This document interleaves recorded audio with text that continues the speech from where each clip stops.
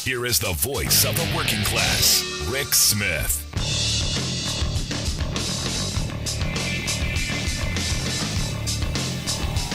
And welcome, brothers, sisters, working class heroes.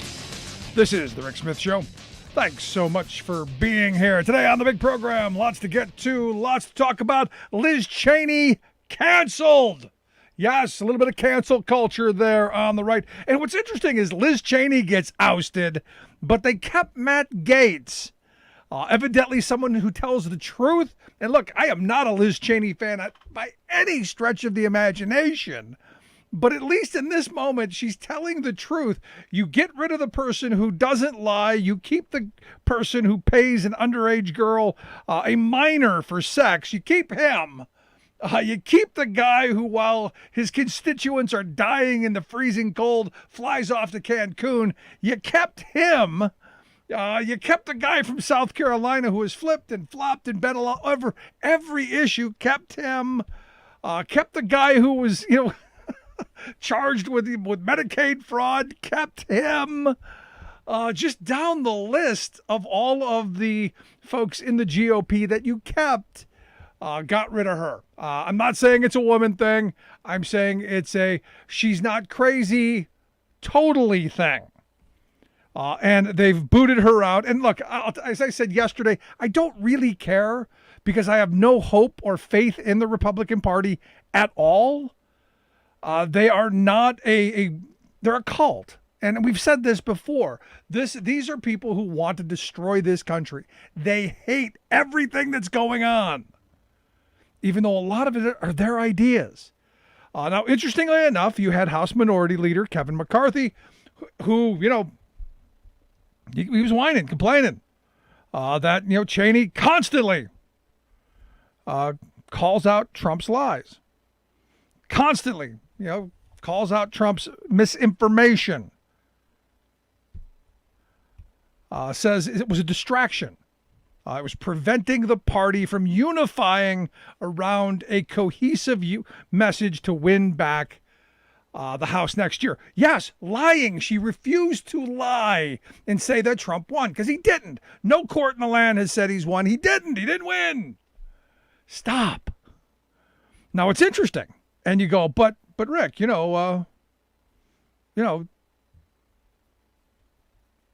Kevin's kind of trying to keep the party together, trying to reunite them, bring them back from the ashes, the depths.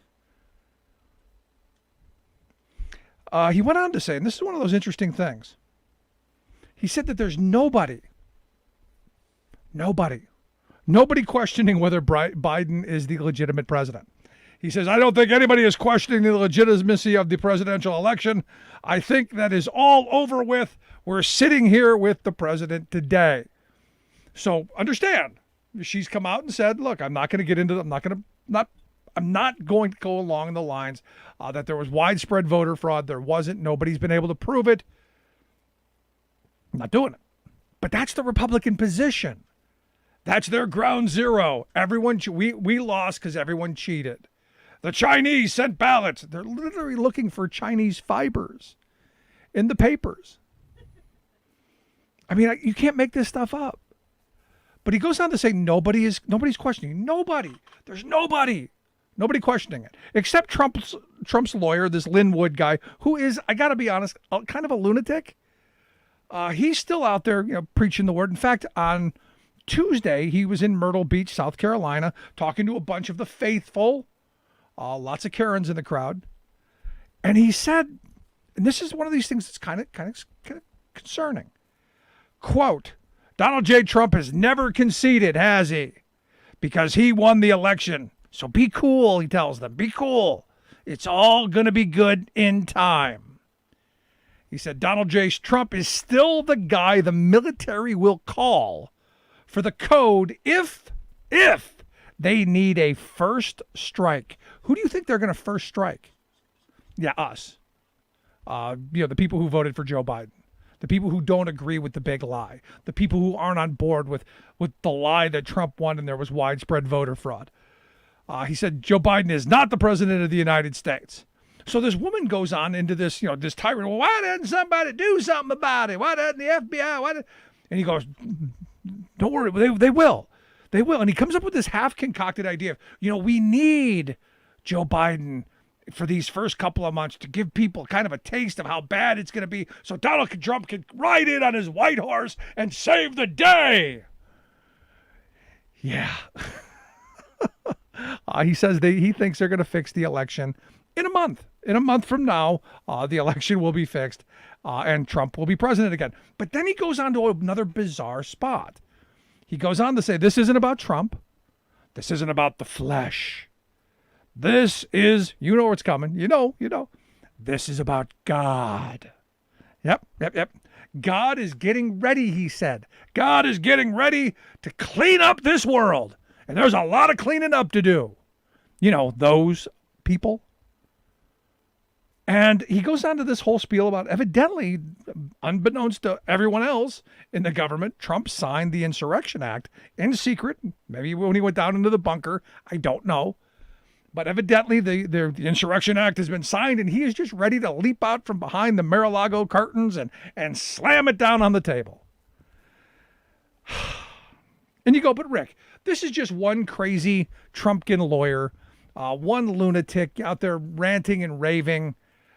Just one guy who's been discredited 100 times throughout this entire, just one guy nobody gives any credence to. And you go, okay, maybe that's true. There's this group out here called Flag Officers for America, about 120, military people, generals, admirals, people who attained high rank in our military. They have written a letter. Yes, they have written a letter. Oh, and what a letter it is. It's basically the declaration of, when the first strike calls for the military from Donald Trump, we would listen kind of thing. That's the scary part. Because I've been saying for a long time, our military, sadly, has been allowed to be really moved to the extreme right. Because you got the people in the leadership who, they might not be opposed to the idea of a little, home front activity. Posse comitatus aside, don't mind that. We've got a constitution to, shred and then claim we uphold. They go on to write in their letter that our nation is in deep peril. We're in the fight for survival as a constitutional republic like no other time since the founding in 1776. The conflict between supporters of socialism and Marxism and supporters of constitutional freedom and liberty. Yeah, like those are our choices.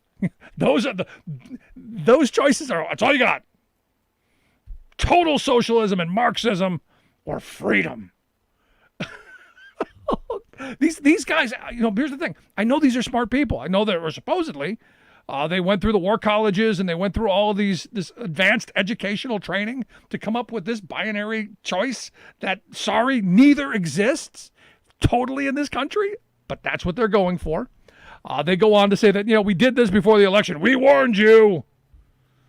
Unfortunately, you didn't listen.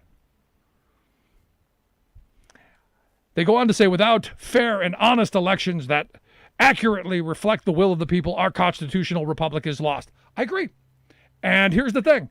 Republicans have done everything they can possibly do for the last couple of decades to ensure that there aren't free and fair elections, that there aren't open elections to everyone. We've got a lot of roadblocks that they put in the way. But I digress. Back to the future Confederates, I guess. I wonder what we'll call the next traitors when they finally put up their flag. They say election integrity demands ensuring that there is one legal vote cast and counted per person. And I agree. Every person should get the vote. You got me. Legal votes are identified by state legislatures, approved controls using government IDs, verified signatures, etc. Going, what? I kind of think our founding fathers would be against the idea of papers, please, especially a centralized government control of your IDs. Maybe we just tattoo it across your forehead. Would you prefer that? Flag guys for America? How about we just tattoo it right across our forehead? Barcode right there. And signatures? Did you not see the article with Ron DeSantis and all of the different various signatures that we could have denied him a vote on? Yeah, never mind you. We go on. He says, today many are calling common sense controls racist because they are. Because that's what you're doing. You're targeting certain people based on what you can get away with. They go on to say, additionally, the rule of law must be enforced. The FBI and Supreme Court must act swiftly. I think the Supreme Court did rule on this, and Trump lost. I think all of our court systems ruled on this, and Trump lost. They go on to say that aside from the election, the current administration has launched a full-blown assault on our constitutional rights in a dictatorial manner, bypassing the Congress with more than 50 executive orders quickly signed. Now, understand, Trump issued 204 executive orders during his term. Didn't hear a peep out of them for that. Obama had 276 in 2 terms, and all they did was whine and complain about that. W. Bush, 291 during his 2 terms. Not so much complaining there. But again, it's not about fact or reality. It's about their fantasy. And their fantasy really is about smashing those people, an American kind of fascism that they've always wanted, a military country where you're in line or, well, you're dealt with. They go on to write, moreover, population control actions such as excessive lockdowns, school and business closures, and most alarming, censorship of writing, written and verbal expression are all direct assaults on our fundamental rights. This again, we're in the middle of a global pandemic. What they want is things to get worse. And, I find it ironic that people who are military leaders, true dictators, follow the order or to the brig you go. They're the ones talking about democracy. It's quite interesting to me. And I asked the question, where exactly were these people the last 4 years when we had the last guy? Just kind of throwing that out there. They go on to talk about more about, we got to support the politicians who are going to be good for us. We got to bring back fiscal responsibility. And my mind goes, I'm sorry, military leaders talking about being fiscally responsible. Are you kidding me? More money is spent down the drain in our military budgets than anything else. And they're going to talk about this. But again, it's about keeping us divided. It's about keeping us in this weird kind of anger moment. And this is about stirring up that next group of people who are ready for Trump to declare, martial law and come back from the ashes, like the phoenix rising and give the command. There are some people who think that that's possible. They have this fantasy image that this is possible. Now, what's interesting is you've got, some of the old characters behind this, William Boykins, a white nationalist, and I guess he's the vice president of the Theocratic Family Research Council. So he's got some money stake in this. You got Dan Bolduc. He's running for Senate in New Hampshire. Oh, and they even brought back an old Reagan throwback, John Poindexter, the guy who was convicted of 5 criminal counts for lying to Congress and obstructing congressional committees during the Iran-Contra stuff. So we got some upstanding, good, God-fearing Christian folk here on the old letter. And what it is look, this is like the clarion call for the next civil war. And I don't use that word that lightly. I don't make that up. I don't need people to go, oh, he said civil war. Oh, gosh. No. This is scary stuff. These are people who truly had power, know people in power. And they're saying, it's okay. Now, here's the thing. None of this is new. None of this is surprising. None of this made me go, oh my God, it's the end of the world. No, this has been happening for decades. They've been building to this point for a long time. Just like the group who said, boy, wouldn't it be great if we had another Pearl Harbor, back in the 90s. And then, oh my gosh, September 11th happened and they got all tingly in the panties because they could do all the crazy stuff that they wanted. And they did. And you didn't hear a lot of people talking about, oh, my freedom and my liberty as they were ramming through the Patriot Act, because it was these people These are the ones who wanted to take your freedom. It was these people who were out there preaching the prosperity, end times gospel. These lunatics and freak shows. Like the lawyer from Pennsylvania who was just disbarred because, sometime in January, he got an arsenal of guns, threw it in his car, and was going to often kill his wife and some U.S. senators. Yeah, these are the people that they've thrown together. And there's a lot of these freak shows out there. And look, I'm as much as anyone saying, hey, we need to figure out how to unite the country against these people. Because they're out there and they are organized. They're organizing heavily, and there are people who were held really high positions in our military and in our government. So when Liz Cheney comes out and says, I'm not going to go along with this, the earth is shattering under these people's feet. Because the Republican Party is, right now, without question, the way the McCarthys of the world are leading it, these are the next traitors. They're trying to rewrite January 6th already. Oh, there were good people on both sides. They were good people. Because they've done that for everything. Civil War, good people on both sides. Oklahoma City bombing, good people there. Ask Josh Hawley, he'll tell you. So the thing is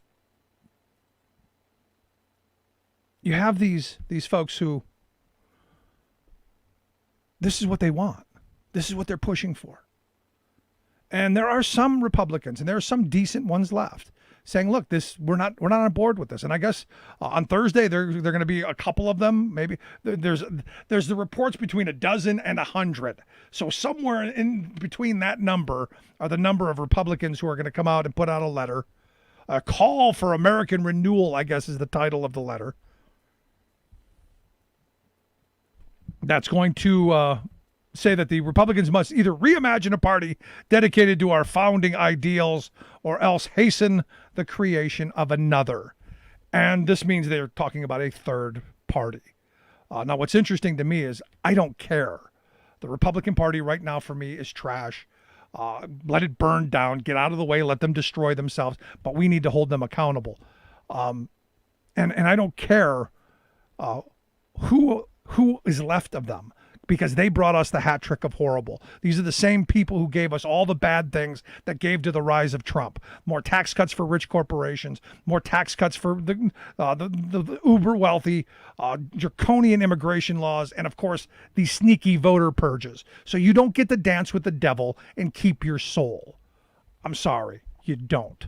Quick break, right back. There's nothing more American than workers standing up, and the union gives a voice to win. On the Rick Smith Show. I'm Rick Smith, and this is Labor History in 2.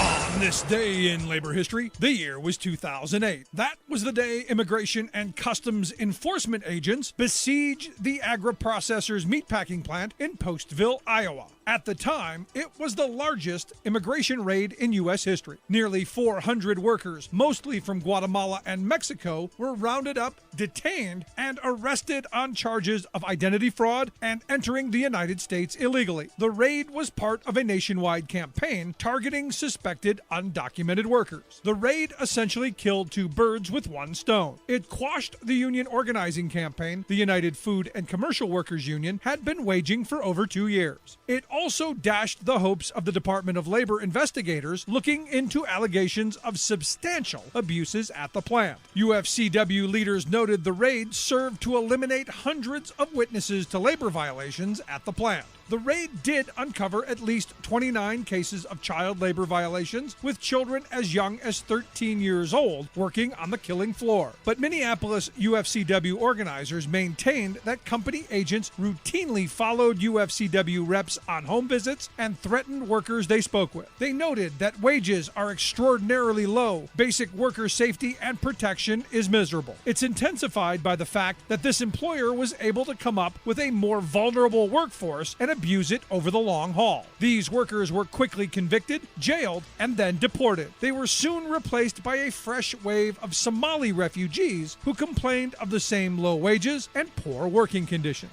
The company was eventually fined for countless violations and its CEO arrested. It emerged from bankruptcy under new ownership and has yet to be organized. Labor History in 2 brought to you by the Illinois Labor History Society and The Rick Smith Show. For more information, go to laborhistoryin2.com.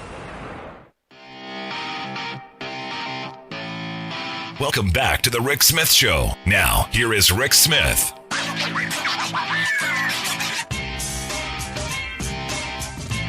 So today, Pennsylvania unveiled its new deal for Pennsylvania.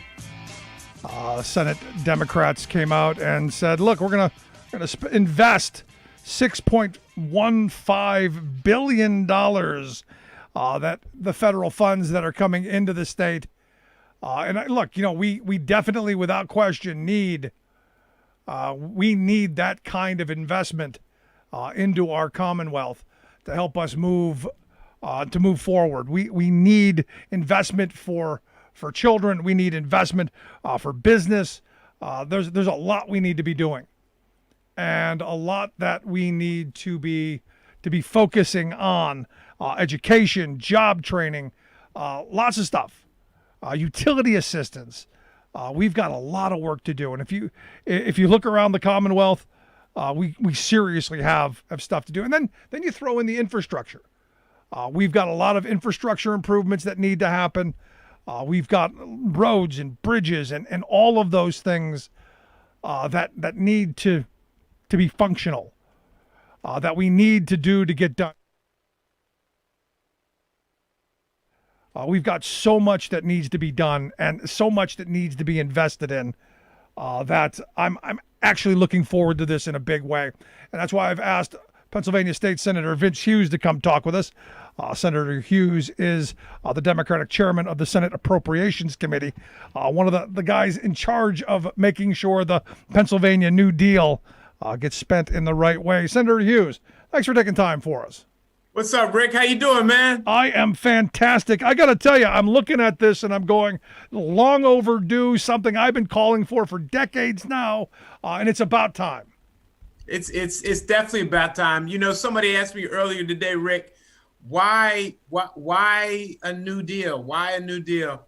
And, you know, they might have been young, so that could be the reason, Rick, if you know what I mean. But I had to tell them, I said, look, the crisis that we're in, that has been revealed by the pandemic, everyone said it is almost a replica, almost an exact replica of the crisis that we were in back in the Great Depression. You know, we ran through the numbers today. It is just alarming. Female unemployment rates twice what they were in March of 2020 before the pandemic hit. Black and Hispanic unemployment rates twice now what they were back right in that March, right before the pandemic. But I think that the thing that was most revealing, Rick, and I know it hurt your heart, but when it was not the numbers, but it was the visual.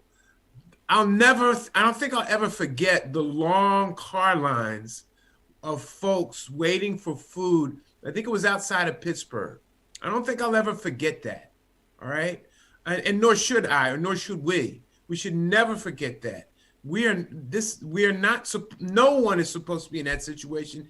And folks here in Pennsylvania and the United States should definitely not be in that situation. This being the richest, the wealthiest country in the world, should never be in a situation like that. But we were. Right. And so we had to come up with a program that meets the reality of the moment that we're in. And this program, a New Deal for Pennsylvania, meets that reality. This is no tax increases, nothing like that, all right? This takes American Rescue Plan money. And I said in the press conference today, I think you'll appreciate it. Thank you, Joe Biden. Thank you, Vice President Harris. Thank you, Speaker Pelosi. Thank you, Majority Leader Schumer, for driving the American Rescue Plan home, getting it to us, and then putting us in a position to make a Pennsylvania-based program dealing with the realities that exist in Pennsylvania. It is robust, it is bold, it is aggressive, but you know what, Rick? That's what our people need. They needed it before the pandemic. They definitely needed it before the pandemic, and the pandemic revealed how much hell our people are going through. That's why we came up with this idea today. No, and it's a good one. And I noticed you didn't thank Senator Toomey or any of the Republicans in the Senate, because not one of them voted for this plan to help the people that need it. Well, that's why I was very specific with those who I announced. You know. And the thing about it, Rick, is folks, everyone in Pennsylvania is going to benefit from the American Rescue Plan. Everyone, Democrats, Republicans, Green Party, Independents, no matter who you are, in every corner of the state, in every nook and cranny of the Commonwealth, all right? They're going to benefit from the American Rescue Plan. And so even those who didn't vote are going to benefit from it. And it's interesting. It's interesting. And I know you've called them out on this in your previous programs. You got a lot of Republican senators and congressmen and women all around the country who are trying to take credit for the programs that they didn't even vote for. Yep. But that's a whole nother story. That's not what tonight is about, man. No, and this is about making sure that we use the money that we're going to get from the federal government to make our state the best it can be, to do some of the infrastructural improvements that we've needed for decades. And, I've been talking about, the more than 5,000 structurally deficient bridges and somebody creating an app to every time you go over a bridge to send you a text saying, call mom, you might not make it to the other side. I'm sure you saw the bridge in Arkansas that has a giant crack in it. It's not a crack, it's a broken beam. That I-40 bridge could come down at some point because our infrastructure is that badly broken, and we need this kind of investment. But it goes beyond just our infrastructure. It goes into our human infrastructure, taking care of our children, getting job training for workers, those kind of things, which I think are just as important as our roads and bridges. Oh, it is just as important. And we've seen what Rick, we've seen through the last 15 months how valuable our healthcare workers have been. They have been saving lives in a very difficult environment. They're the ones, Rick, that go, when they tell us to run away from the fire, they're the ones who run into the fire, okay? The healthcare fire that we've all been dealing with for the last 15 months. And what has been revealed to us is that we need more healthcare workers, okay? We need to invest more in the ones that we have and the ones that we need to bring into the field, all right? And we need to make sure that the conversation around healthcare is not just in the context of when we have a pandemic, but when we have the rest of our 24/7 reality that we're dealing with. And, we've got an issue that we're confronting right now on the whole vaccine piece, where we're going to have to change up how we're dealing with getting the vaccine and getting doses into people's arms. We're really going to have to start sending folks going door to door in communities, knocking on doors. Hi, you home? Hey, Miss Johnson, I'm Joe from down the street. I'm here with the nurse, okay, ready to give you that vaccine. And so, but those are jobs, Rick. Absolutely. You know what I mean? And we get them to show up at schools and have permission slips from parents to get them done. We should already be doing this stuff, Vince. Exactly. I mean, we should be down this road already. Exactly. So that's what's involved in the American Rescue Plan, and what the American Rescue Plan has done for us has given us in every state the opportunity to craft a program at the state level that meets the needs of the people in Pennsylvania. Right. So when we talk about investing in after school programs, and we talk about investing in after school education programs, and we talk about investing in reading programs and getting folks back to where they were, getting our children back to where they were academically prior to the pandemic, where they lost so much school time. So much school time was lost. You pay people to do that work. You hire teachers, all right, or classroom aides or folks like that who can be there with our children to help do that, to get that work done.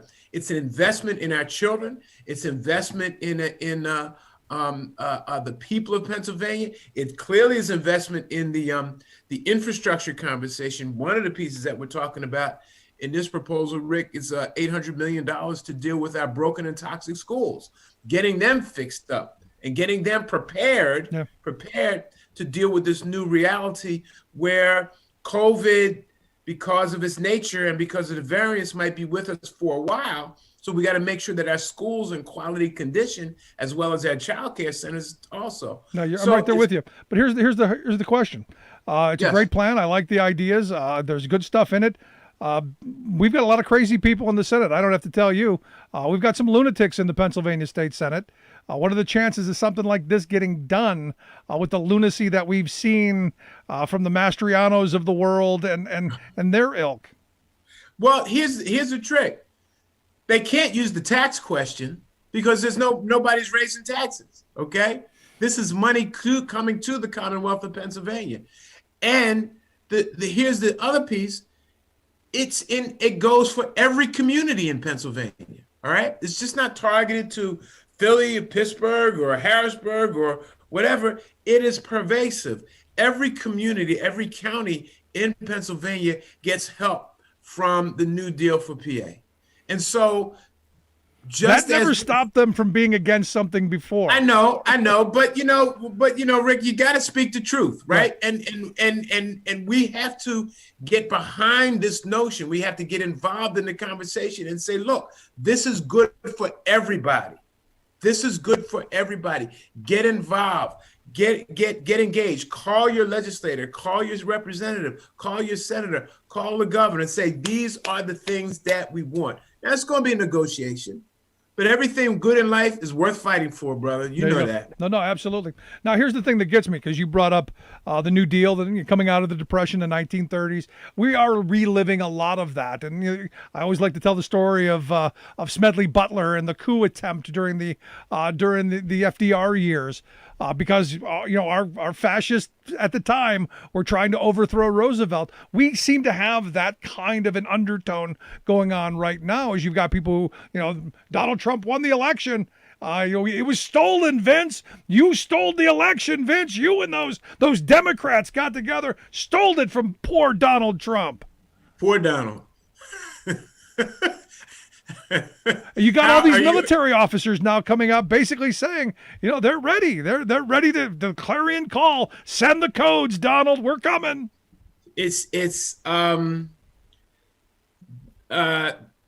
Donald Trump is going to meet his maker at some point.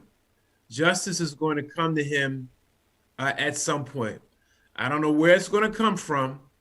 But you know what? Justice was had on November 3rd last year. All right. Now, it took a couple weeks and months to count all the votes, right? You know what I mean? Yeah. But justice was had there. And we always got to recognize the win, Rick. We always got to recognize the win. Don't over-celebrate it, but we got to recognize the win so that our people understand that those things that we fight for, we can win on. We won on November 3rd, and we won by 7 million votes on November 3rd. Okay, so he met some justice there.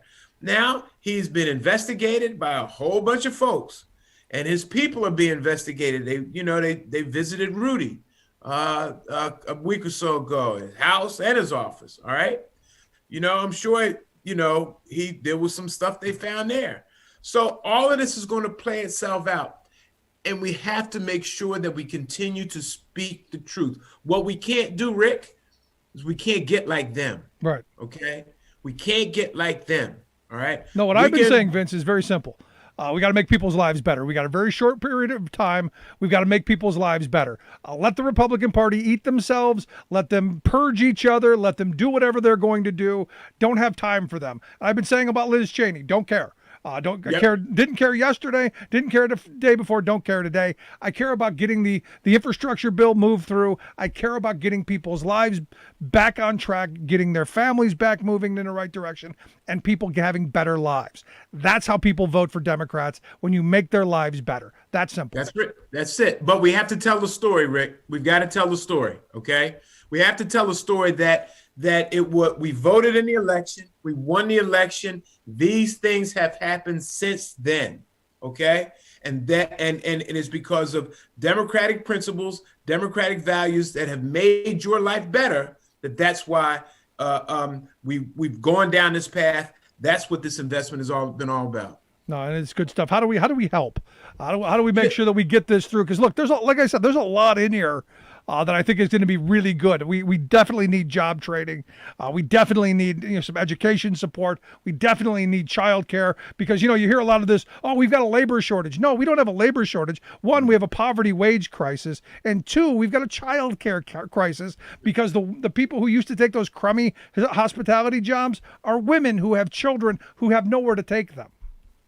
We have to fight for this. Now, let's be clear. And I want to say this again to you and your listening audience.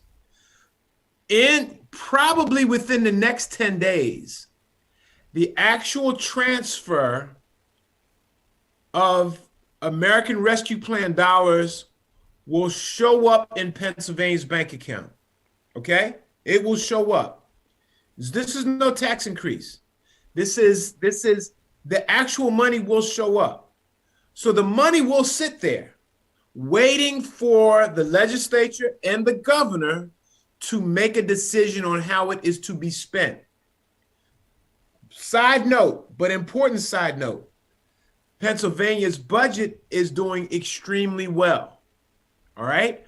So there will not be a need to utilize a lot of these dollars to balance Pennsylvania's budget. There'll be need to use some of it, but not a significant amount of it, because Pennsylvania's budget is doing well. Pennsylvania's people are not doing well. Pennsylvania's budget is doing well. So what I say all that to say this, to make sure your listeners understand this.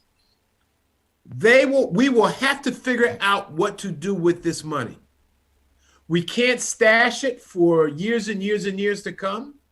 It's got to be spent. It is meant to be spent. And if it's not spent, it'll be taken from us. Right. And woe be the elected official who allows billions of dollars to be snatched away from the state and go to New Jersey or Montana or Texas or Georgia or some other place like that. Woe be the elected official who allows that to happen. So what I'm saying is that everybody's going to have a plan. What we wanted to do is lay out in a robust fashion what our proposal is to help shape the conversation and to get this thing home. It's important. I'm with you. People in Pennsylvania need it. All right, good brother? Stuff. And I'll make sure we get links out so people can take a look at it at your website. I'm in favor of it. I'd love to have you come back and keep us informed of how this ball's rolling downhill. You know I'm always here for you, Rick. Thanks so much, man. Senator Vince Hughes. Appreciate the time. Let's take a quick break. Right back after this. Stick around. You're listening to The Rick Smith Show. We're working people. Come to talk. Remembering that united we bargain, divided we beg. Rick Smith.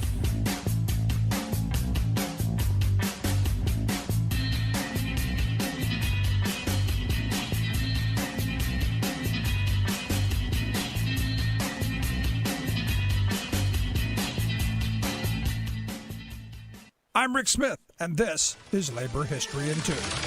On this day in labor history, the year was 1856. Workers of Melbourne, Australia, marched to celebrate a victory in the campaign to win the 8-hour workday. At the time, it was common to work as long as 12 or 14-hour days. A gold rush had brought a building boom to Melbourne. This meant long, tough work days for workers in the building trades. Frustrated by the working conditions, trade laborers began to mobilize for a shorter workday. That March, stonemasons working on public works projects, including Melbourne University, walked off the job. They wanted a reduction in their workday from 10 hours to 8. They won the 8-hour day at the same wages they had earned for the longer day. 8 hours became the standard for trade labor. From the masons, it spread to the carpenters, bricklayers, painters, and other skilled trade workers. To celebrate the masons' victory, a march was planned on the outskirts of Melbourne. The festivities included games, speeches, and even fireworks. For the celebration, a banner reading 8 hours labor, 8 hours recreation, 8 hours rest declared the message of the movement. The Triple Eights became a symbol for labor.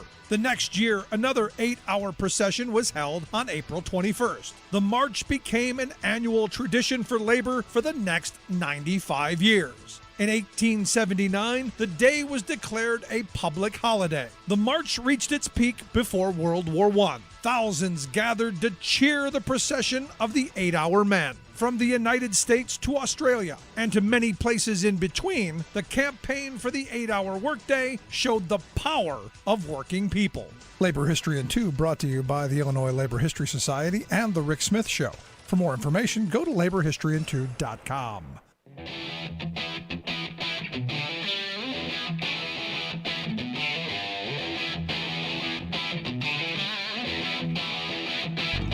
Welcome back to the Rick Smith Show. Now, here is Rick Smith. So you've heard me talk about wage theft in the past, and one of the things that I always like to point out, according to EPI, the Economic Policy Institute, they came up with this really great kind of situation. They said that all of the bank robberies, all of the residential robberies, all of the convenience stores, all of the gas stations, all of the stick-up, all of the street robberies, everything classified as robbery. Someone sticking a gun in you going, give me your money. Every bit of that, $340 billion is what they said in 2012. At the time, they put wage theft at almost 3 times that number, almost $1 billion being stolen from workers. And you go, but why aren't we complaining? Why aren't we locking people up who do that? And the sad reality is we allow employers to steal from us all the time, whether it's overtime, whether it's making us work through breaks, whether it's just cheating people out of their last paychecks, or just flat out cheating them out of wages.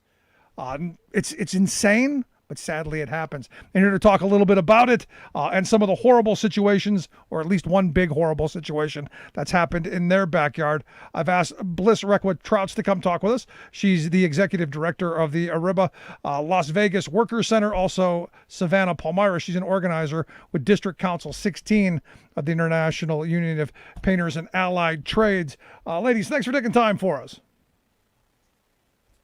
Thank you for having us. So I'm looking at this issue. Wage theft is a huge problem in this country, but you guys have got a horror story that is almost unlike any other that I've heard of. Share with me what went on at this unforgettable coatings place.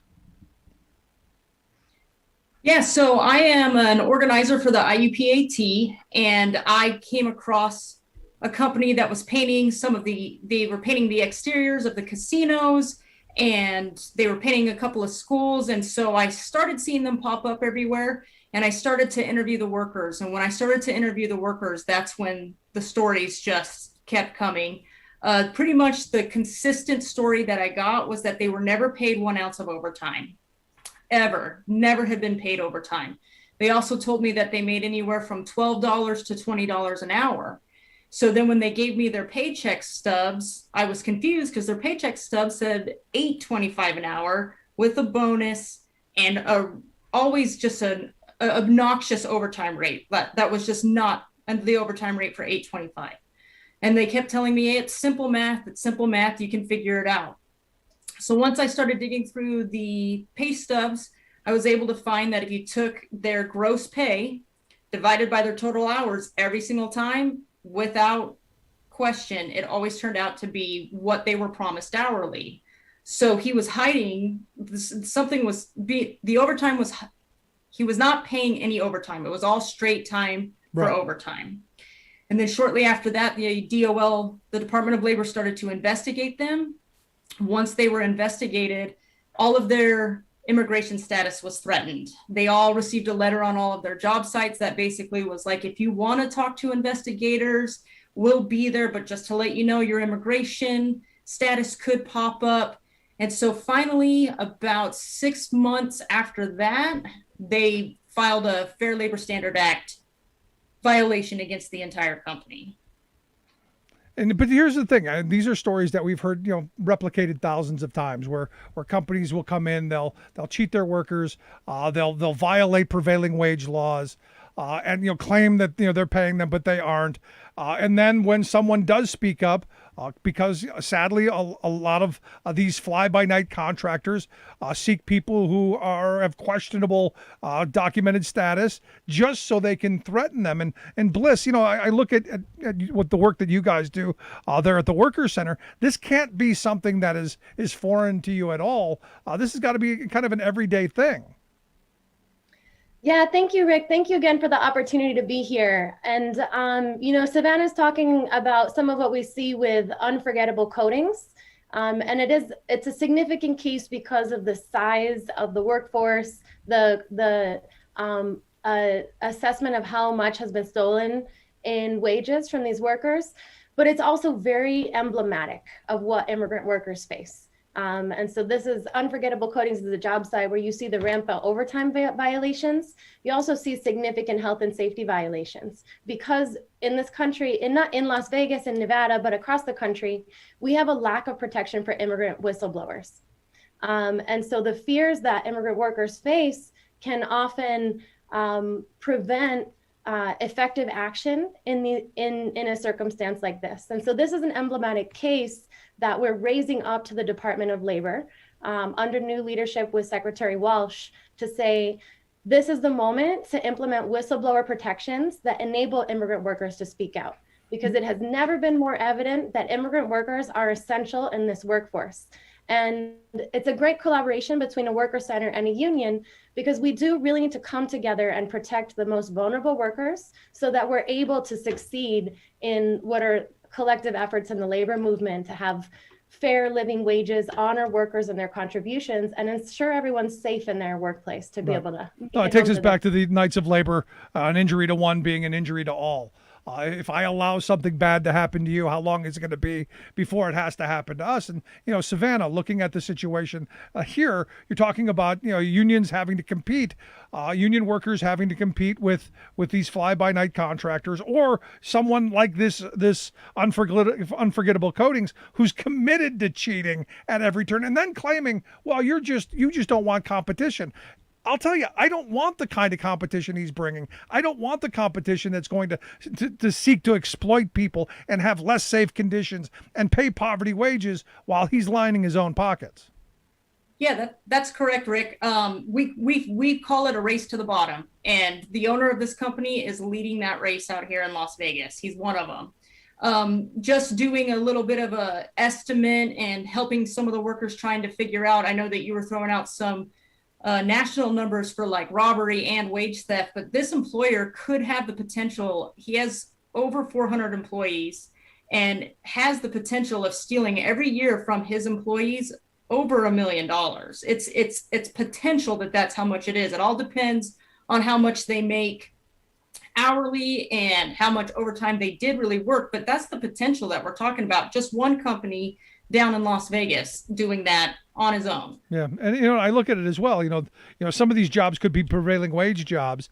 Not only are you cheating them out of overtime and I'm sure out of breaks and out of other things that come on unemployment and workers' comp and all of the stuff that goes along with that, but cheating them out of prevailing wages as well. Yeah, that's correct. I've had some workers tell me that they had to sneak on to prevailing wage jobs and never sign in on the actual certified payroll. I've had stories about how once the DOL got the investigation started, they were locked out of their accounts so that they couldn't share their pay stubs anymore.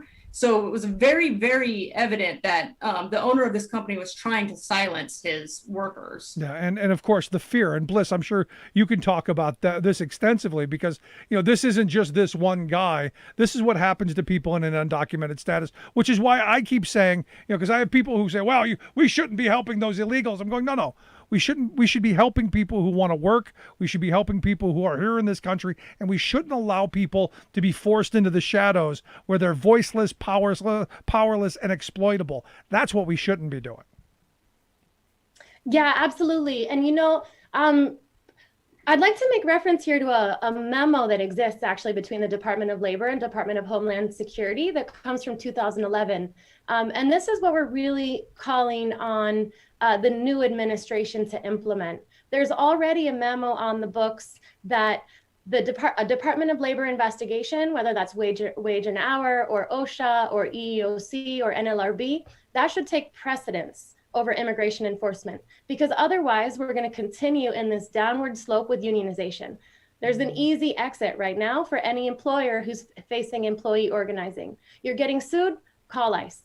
You have your workplace is about to unionize, call ICE. And until we block that, we're going to continue to see these losses in organizing. So what are we expecting the Biden administration to do? Because as I understand it, the penalties are very weak. For me, I would like to see the CEO of this company in a pinstripe suit, sitting at the Gray Bar Hotel as a guest of the state. But that doesn't happen often. Or Savannah, is it possible that this guy could be locked up and spend a little time as a guest of the state? Or is that something we don't do to the wealthy and the CEO class? Well, it's funny that you say that, because when I was trying to figure this out, I was always like, well, if this guy had literally broken into these workers' homes, he could be arrested. So where's the 911 number I have to call on him? Where is that number right now?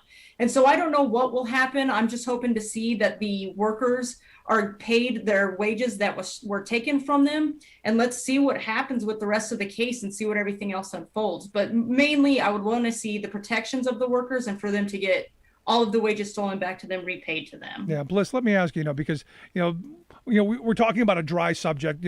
Wage theft. It's kind of an abstract, but these are people's lives. This is money coming out of families off their kitchen table.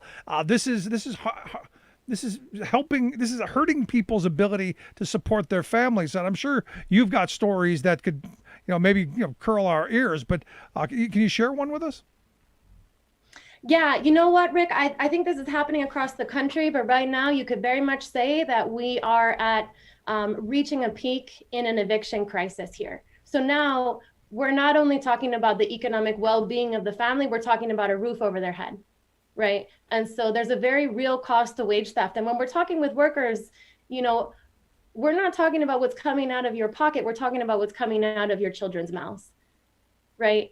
And so the economic precarity that's been caused by COVID has exacerbated conditions that permit wage theft, because we don't have investigators that are going out, whether it's policy or health related reasons. We don't really have investigators going out to job sites at the same time that there's even more security on the part of workers, because I know that I'm being robbed, but I also know that I can't go out without a paycheck next week if I raise my voice up about this, right? And so the conditions are perfect. The numbers that you're giving for Economic Policy Institute, those are true, but I suspect that we're going to see much higher numbers coming out of the pandemic because the conditions have just permitted all kinds of abuse. Yeah, so let me ask you, over the 4 years of the previous guy's administration, how bad do you think wage theft was during those 4 years? Because we didn't have a cop on the beat.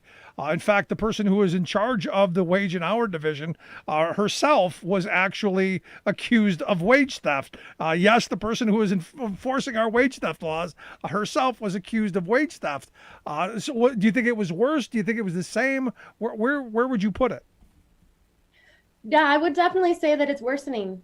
I would definitely say that it's worsening. And we can tie it back to unforgettable coatings, because this same company was investigated in Arizona in 2013 and paid a settlement and have continued to implement the same practices and even exacerbate them in this workplace. But I can say also anecdotally that, we were seeing an increase in workers coming in independently to report wage theft here at the Worker Center. And that takes sort of quite a degree of abuse, because a lot of folks misinterpret that they don't have rights, or that workers' rights are not equal regardless of immigration status. So I think anecdotally, I can say that that is certainly true. Yeah, well, the CEO did, as the one article I read, he did make a contribution to charity, so that should be okay then, right? No, we're not going there. Savannah, I did want to ask you though, because as I was reading a couple of the stories on this, it seemed like the CEO's ire was pointed directly at you and the painters union, because you're the guys who kind of uncovered this, because he was working on a job site with people with union painters, and it came up. And this is why we need to have labor unions, and we need to have people who are paying attention and who know what the laws are, and then know what to do with those laws. Am I getting this right, that you guys are the ones who kind of uncovered this? Yeah, like I said, I stumbled across them on a couple of casinos and on a school and started interviewing their workers. But then I did find them on the Raiders Stadium. They were painting on the Raiders Stadium under a PLA before they had signed their letter of assent. And so we were able to have them use our union workers to finish that job. And they even had to pay us, a settlement. I believe in one of the articles, he said some number, but I don't believe that was the number, but he had to end up paying us a settlement because he didn't pay our workers correctly. So if he gets it, it would appear that if he had the opportunity, he would do it continually, because he had the prior wage and hour investigation and FLSA on him in 2013. He has it now, and he just seems to keep continuing that pattern. Yeah, and look, they know that the penalties are very minimal. They know they're not going to end up in jail, and the worst thing they're going to do is get a little slap on the hand. Don't do it again now, and have to post a notice saying they promise they won't do it again until the next time they get caught. That's the penalty. Where I'm saying draconian, lock them up.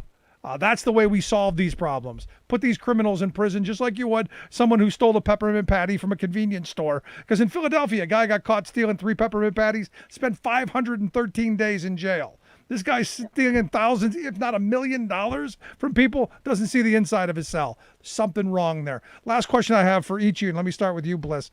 What should people do if they think that they're being cheated, if they think wages are being stolen from them? What's the response?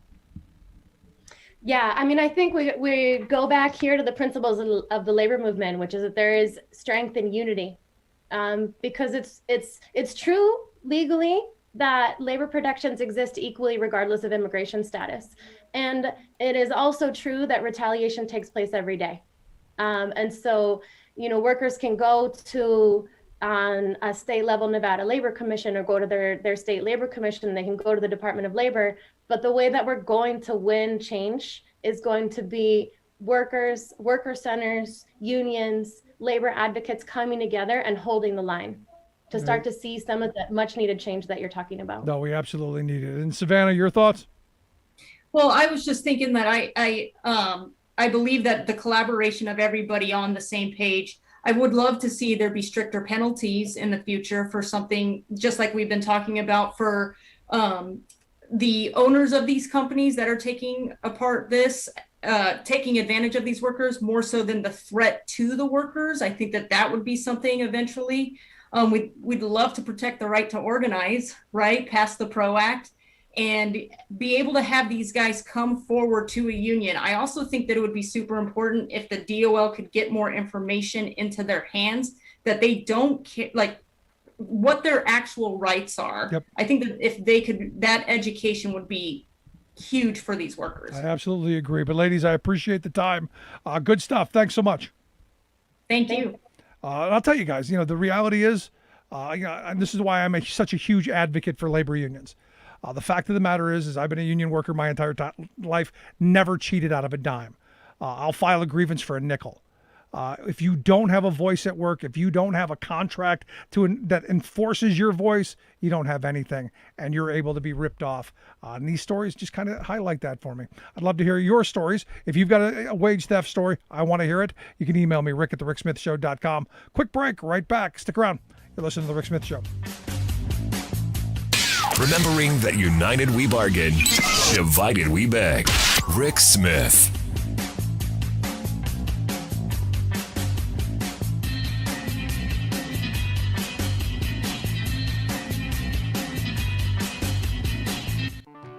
Hello, I'm David Philman, Executive Director of AFSCME Council 13, the American Federation of State, County, and Municipal Employees. A union of over 1.4 million strong and growing, AFSCME is gaining improvements in the workplace all across America. And right here in the Commonwealth, more than 95,000 AFSCME members make Pennsylvania happen.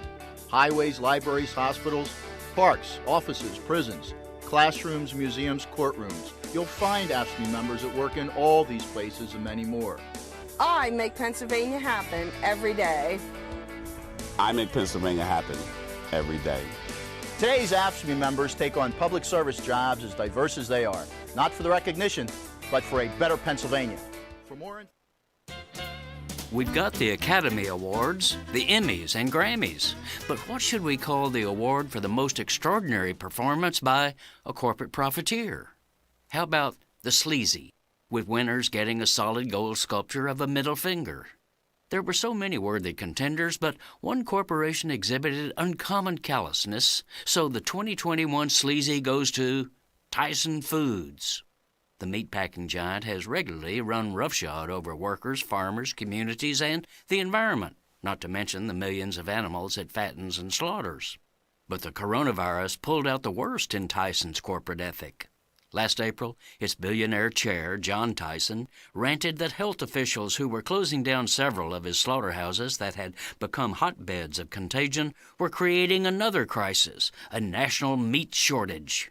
Responding instantly, our corporate compassionate, burger-gobbling president decreed that meatpacking plants were crucial to America's national security and must be kept open at all cost. Trump's edict required workers to return to their jobs or be fired. Only there was no meat shortage. Indeed, Tyson and other giants actually increased their meat exports to China last year. Meanwhile, COVID rampaged through Tyson's factories. In its Waterloo, Iowa facility alone, a third of the processing workers were infected and at least 6 died. Which brings us to the corporate play that cinched this year's Sleazy for Tyson. Waterloo slaughterhouse supervisors actually knew that the back-to-work order would sicken hundreds, but not exactly how many. So, managers organized a winner-take-all betting pool on the percent of employees who would test positive. It was simply something fun, said one, kind of a morale boost. This is Jim Hightower saying the virus infected more than a third of the workers in the plant. Some fun, huh? The Hightower Radio Lowdown is brought to you by the Lowdown Happy Hour, live streamed from the Chat and Chew Cafe. Details at hightowerlowdown.org. Welcome back to the Rick Smith Show. Now, here is Rick Smith. So again, I find it interesting that they gave Liz Cheney the boot for not going along with the big lie that Trump won. Even though Lynn Wood was out there saying, this isn't about Trump. It's about God, because God's going to come and clean house. Look, evidently Trump's got the codes. The military's going to listen, sign the Insurrection Act. In about a month, it's all going to happen. It's amazing how they keep putting it off just about a month. Because if you remember, wasn't the elections January 20th not supposed to happen? It's supposed to be March. That didn't happen. Now we're pushing it off another month. I guess it's just to keep people all knotted up in the panties. And here to share some thoughts on just how crazy things have gotten, our favorite investigative journalist and author, our good friend Greg Palast. Greg, thanks for taking time for us. Did I lose Greg? College was not an investigative reporter, but I'll fill in as best I can. All righty. Well, you're one of my favorite investigative journalists, one of the people that I look to for fact and information. And I want to get your thoughts on the purging, the canceling of Liz Cheney. The canceling of Liz Cheney. Well, as it's their tent is getting smaller, so all you need is a big nice wolf to blow them away. So I'm glad. Let them bare their teeth. Let them, look, they don't wear masks now. They're, and they're taking off their happy masks now too. It's funny because they're the ones who wear the hoods. I have no problem with them getting rid of Liz Cheney. She's one of the worst members of Congress that there is. Exactly. But as I think it was the poet T.S. Eliot, if you don't mind a little versification, said, the last temptation is the greatest treason, to do the right thing for the wrong reason. So there you are. And here we are. The reality is, I don't care. I don't care what the Republicans do. What's that saying? If your enemy's going down, get out of the way. Get out of the way. Get out of the way. Let them fall. But here's the weird thing, though. I mean, she's honest about saying that the election wasn't stolen from Trump. There wasn't the mass voter fraud that they were saying from the Democrats. It was actually the Republicans who were working hard at stealing the election. And I look at Georgia. And you bring it up all the time. Pergenberger, he was doing everything he could do before the election to ensure that the election was stolen. Yes. So what's happened in Georgia, and it's getting worse, by the way. I'm heading off to Georgia on Sunday because I was hoping to take some time off, I mean, but it looks like the skullduggery doesn't take a break. Jim Crow doesn't sleep. He is always awake. And it's 300 bills in 40 states to take away people's right to vote. It's, and in Georgia, as usual, it's ground zero. And why? For 8 years, I've been going to Georgia saying, by the way, Georgia's a blue state. Actually, I'm quoting Martin Luther King III. I was at his house and he said, Greg, Georgia's a blue state. I said, what? He says, it ain't redneck state. It is a blue state if they'd let us vote. And us is not just black folk. It's people, it's college students. It's people in urban areas. They have done a mass attack on the voter rolls. And Stacey Abrams will be running, I assume, for governor next year. Reverend Warnock is going to be running again next year, and they're in a panic. He's got to run for re-election because remember, Reverend Senator Warnock only ran for a fill-in seat, so he's running again. So they're in complete panic, and they know that if they let voters vote, Stacey Abrams and Warnock will win. It's not whether I'm for or against them. It's not a partisan question. It's like, I'm just one of those guys who thinks, hey, maybe the voters ought to choose the Senate and ought to choose the president. So the new trick, you'll love this, Rick. In December, before the runoff for the U.S. Senate with Ossoff and Warnock, a group out of Texas challenged 364,000 Georgia voters' ballots. Said, don't count those ballots. What? Even if they vote this, and they challenged their ballots, you'll love this, before most of these people even voted or mailed in their ballots. They said, don't count those ballots. Because in Georgia, they have an old Jim Crow law that says any voter can challenge another voter in their county. That was like an old Jim Crow trick so that Farmer Joe can say, oh, there's Black Samuel, he shouldn't be allowed to vote. That's how that was the old trick. But now they've computerized Jim Crow. He's Dr. James Crow, cyber expert, and they challenged 364,000 Georgian ballots. Now, Stacey Abrams' group Fair Fight and the ACLU sent letters to these counties say, you even dream of not counting those ballots. Handcuffs are waiting. Well, so even the Republican counties said this is nutso because you have to know the voter to challenge them. And we had some of these challengers were challenging 14,000 voters. They must have had a heck of a wedding. Where did they put that wedding party to know all these people? But now the state of Georgia, the reason I'm going back, here I am with the voting fire department again to put out another fire. The Georgia legislature passed this new horrendous law, which we've talked about, but the new law allows anyone to challenge an unlimited number of voters, and they're authorizing, and literally this guy, Raffensperger, and his name really is Perger, that's always gotten wrong on TV, the Secretary of State, has actually invited this Texas group saying, if you go ahead and challenge these people because it's a way to allow me, he literally said this, to avoid federal law. Well, guess what? You can't invite an outside group to help you break the law. That's called a conspiracy.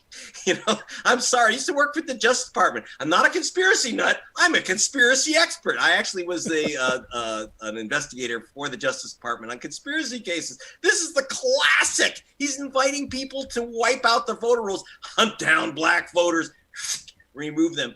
So I'm going down to bust this scheme and talk to some of the voters who supposedly don't live in Georgia anymore, some baloney like that. This is the games being played. And that's just one of the tricks. And here's the problem. If this True the Vote organization gets away with this out of Texas, they're going to use it. They can use this trick in 40 states, 40 states. And that's just the beginning of the problems in Georgia and around the country. So look, hey, GOP, let me give you a hint. How about you convince the voters to vote for you and instead of using all your time and money, figuring out how to stop voters from voting. And believe me, these guys have got the funds behind this group, True the Vote. Behind a lot of these attacks is a group of billionaires, the new Koch brothers. It's the Bradley family, this ultra right-wing family out of Wisconsin, which is why Wisconsin's also in danger. Michigan's also in danger. Look out, guys. They're coming for you. Yeah, you're absolutely right. But, there's this group that put out a letter on Monday.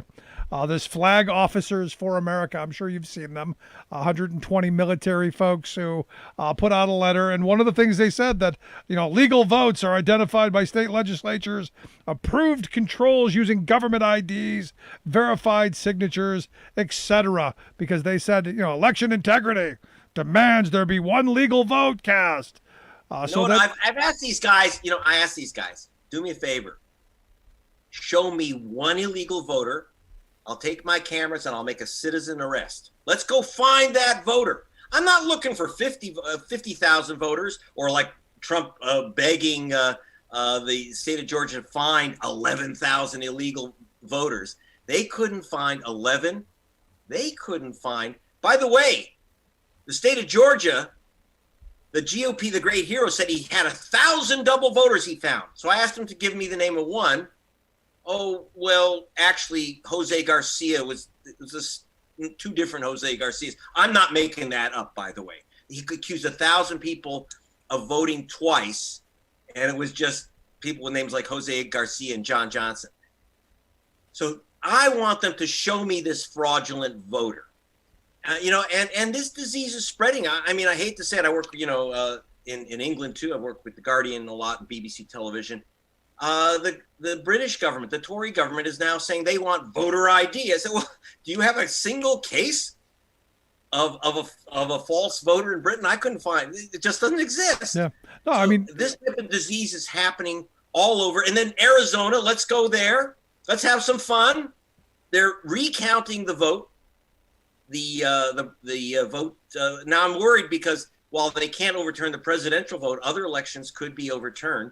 They are so-called reviewing the ballots. They've handed a private group of crazies people's ballots. That's it's the fancy word is violating the chain of custody. Right. The less fancy word is stealing the ballots, going into a dark room and then coming back out and saying, "Oh, this ballot shouldn't be counted because you have a stray mark on it." Well, did you put a stray mark on it? They actually had an accusation. You'll love this one, Rick. That 40,000 mail-in ballots were mailed in from China. From China. Yeah. And looking for Chinese fibers. They're looking for bamboo fibers in the ballots. Now, you keep in mind, we get an awful lot of our paper from China. But anyway, what do they think? That they have 40,000 ballots being filled out by pandas? And, let's remember something. You can't just photocopy a ballot, fill it in, and mail it in. Every single ballot has to be associated with there's an outside envelope. It has to be associated and signed by a voter. The state of Arizona has found exactly zero illegally mailed in absentee ballots, none by pandas and none by anyone. But they're playing this game. It's a very dangerous game because I got to tell you something else, Rick, what people don't understand. I can laugh about it, but here's the problem. We have in America an issue called spoiled ballots. We have about 2 million ballots in any presidential year, which are disqualified on cockamamie grounds. For example, even in California, if you don't fill in, for example, in a lot of states that say fill in a bubble on a mail-in ballot, I'm actually always worried about mail-in ballots. I think you should have the right to them, but I don't recommend them because For example, if you put a check mark instead of filling a bubble, in a lot of states, you just disqualified your ballot. I can tell you two people. My mother, who was a school teacher, my sister, who's a lawyer, had their ballots disqualified because they didn't properly fill in a bubble. I kid you not. So we've got to end this game. So it's not just the new laws that the GOP is coming up with. It's the laws that are already on the book, which have stopped the ballots from legal ballots from being counted, stopped legitimate voters from voting, and like you say, we started out with this issue of the purge. You know, there's that TV show that they had where once a year you can just kill anyone you want. Well, the GOP has decided that once a year you can purge voters and wipe out any voters you want. It's ugly. Are you ready? 24 million people were purged in the last 2 years. Now, through court cases, through action, through warning people, actually probably most of those people had their names restored to the voter rolls. But you're talking about millions of people who were denied the right to vote.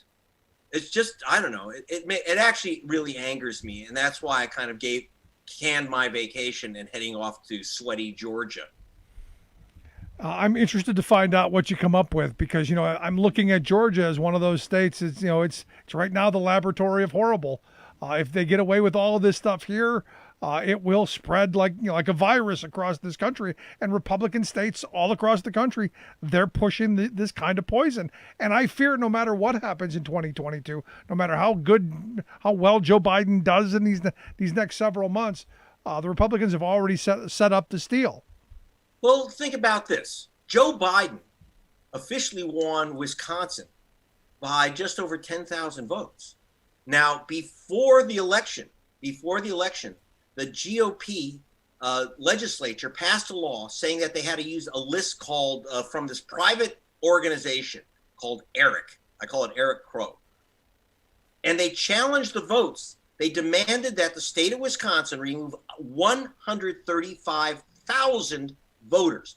And I did an analysis, working, by the way, with the Washington Post. Thank you. And we did analysis. Almost every one of those voters that they challenged, and again, this is the legislature, were either students in Madison or black folk in Milwaukee. I wonder what color, voters of color, and the color is blue. Now, I will say that unlike Georgia, which is where the Board of Election is just a hack fest of GOP stooges, in Wisconsin, it's a bipartisan board.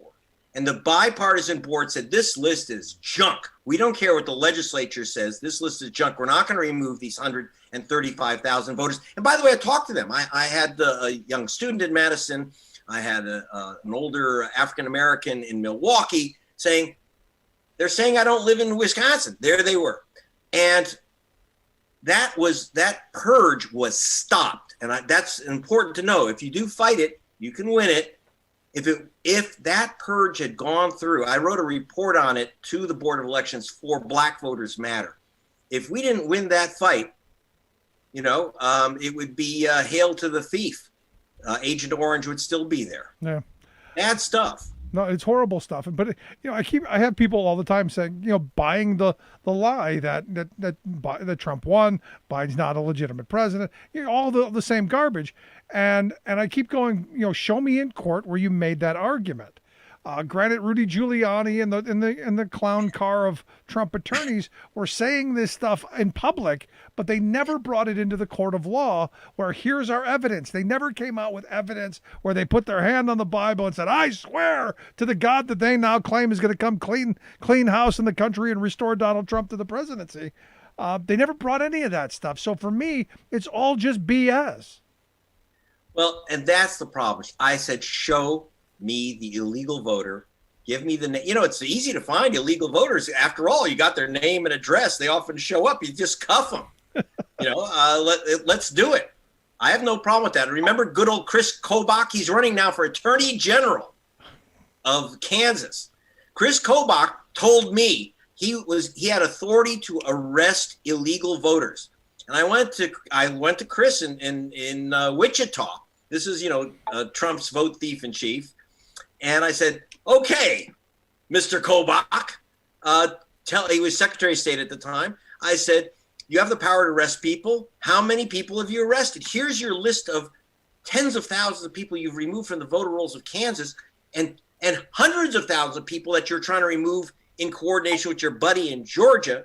Now, can you just tell me which of these people actually are illegal voters, and let's go and arrest them? He said, just wait. Well, I'm still waiting, Chris Kobach of Kansas, KKK for short. We're still waiting, but he's running for Attorney General. He's not dead yet. He's come back out of the crypt. And I'm very, very concerned because they're still running this game. They've created a new organization to hunt down the fraudulent voters. And it's a con, but they use that con of the fraudulent voters who they can't find. They're waiting for that spaceship to arrive. But in the meantime, they are removing aliens, even though there's no evidence that a spaceship had arrived with the alien voters. But we've got the bamboo ballots in Arizona. Bamboo ballots. It's like, but it's, it's ridiculous, but they really do understand. We do concentrate on the presidential election and of course in Georgia in those in the runoff elections where we looked at the Senate races. But I've looked at a lot of these races. I can't tell you how many elections. And of course, we start with George W. Bush stealing 2,000 by removing 58,000 black people from the voter rolls there. You've had massive, massive vote suppression. This is vote thievery, but it's not by individuals stealing votes. Because remember, to organize individual voters to commit this type of fraud, it's just impossible to pull off. But what they do is they can steal by computer, not by messing around with the voting machines. That's all nonsense. What I'm talking about is messing around with the voter rolls and accusing people, and they say, oh, well, we'll send you a postcard. All you have to send it back. It looks like they know the game. They know if they send you a postcard, because most of these deals, they have to send you a postcard. They send you a postcard, but it's junk mail. How many pieces of junk do you get from crap do you get from the Koch brother front organizations that say official mail on the outside, do not destroy? Well, and it's, trying to sell you some baloney. No, I'll tell you, perfect example. Since you brought that up, on Election Day, I had a guy, I was handing out flyers for a local candidate online, as people were waiting for, and this guy was adamant that he had gotten 7 ballots. He received 7 ballots. They kept sending him ballots. And, I said, I don't believe it. I think you're lying to me. Bring them back. I want to see them. Well, this guy actually came back, and he brought back 7 envelopes that said official ballot right across it. And what they were it was things for you to send in to get a ballot. There was this official, the Center for the Voter something or other. I forget the name of it, but he had them. They looked super official, and he thought they were all ballots. And I said, well, why did you fill them all out? Well, the thing is that the like in California, we have it's a mail-in opt-outs. In California, it's almost all mail-in because unless you specifically say, I want to go in because I enjoy waiting in line, I'm going to go in, you get your ballot automatically by mail in California, but they send you notices, several saying, we're sending you a ballot, look out for it. But it's not extra ballots, and then they send you the sample ballot, etc. I'm waiting for these fake ballots filled out by pandas. Just show me one. That's all I'm asking for. I'm not asking 4,000. I'm not asking for 11,000 like Trump did in Georgia. I'm asking for one. Just one. And I want the same thing. Panda. Let's get the first panda vote. I want to see it. But Greg, as always, entertaining, informational, and I'm looking forward to your next report coming out of Georgia. We'll have you back again to talk about that. Greg, I appreciate the time, man. I will. If I find a panda, I'll tell you. Go to gregpalast.com to check out what I'm doing. Bye. There you go. Good stuff. And we'll get links out on social media. gregpalast.com, the website. Our good friend, Greg Palast. Quick break. Right back. Stick around. You're listening to The Rick Smith Show.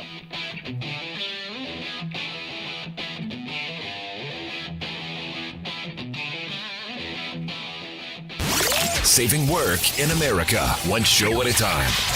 The Rick Smith Show.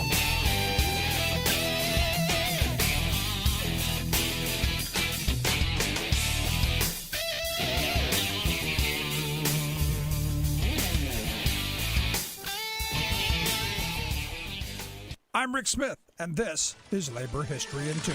On this day in labor history, the year was 2008. That was the day Immigration and Customs Enforcement agents besieged the agri-processors meatpacking plant in Postville, Iowa. At the time, it was the largest immigration raid in U.S. history. Nearly 400 workers, mostly from Guatemala and Mexico, were rounded up, detained, and arrested on charges of identity fraud and entering the United States illegally. The raid was part of a nationwide campaign targeting suspected undocumented workers. The raid essentially killed two birds with one stone. It quashed the union organizing campaign the United Food and Commercial Workers Union had been waging for over 2 years. It also dashed the hopes of the Department of Labor investigators looking into allegations of substantial abuses at the plant. UFCW leaders noted the raid served to eliminate hundreds of witnesses to labor violations at the plant. The raid did uncover at least 29 cases of child labor violations, with children as young as 13 years old working on the killing floor. But Minneapolis UFCW organizers maintained that company agents routinely followed UFCW reps on home visits and threatened workers they spoke with. They noted that wages are extraordinarily low, basic worker safety and protection is miserable. It's intensified by the fact that this employer was able to come up with a more vulnerable workforce and abuse it over the long haul. These workers were quickly convicted, jailed, and then deported. They were soon replaced by a fresh wave of Somali refugees who complained of the same low wages and poor working conditions.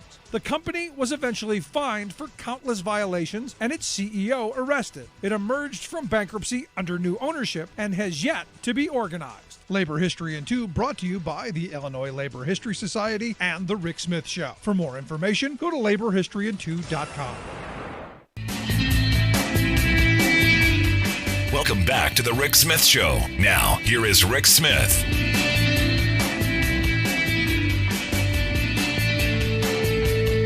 You know, it's amazing that I keep going back to this Liz Cheney thing because there are so many who want to make her out to be this, this great hero. And look, I give her credit for, saying I'm not going to be part of this big lie.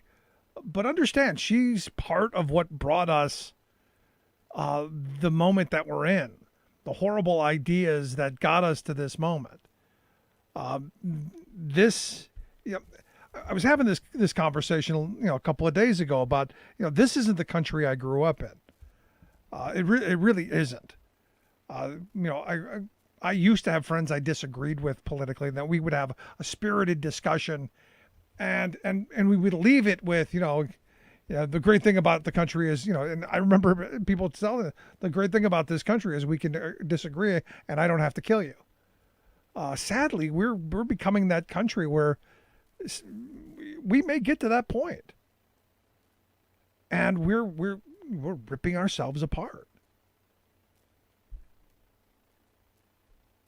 And the more you go, how do we stop this train rolling downhill out of control?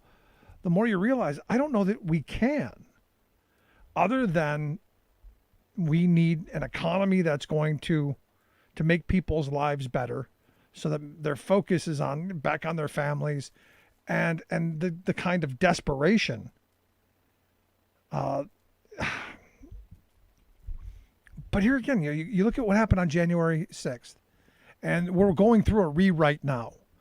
They're in the process of rewriting what happened on January 6th. I'm seeing tons of articles about, and now how these patriots, they're back to being patriots instead of the criminals that they were. They really could have taken down the Capitol. They chose not to, which is, just a horrible rewrite.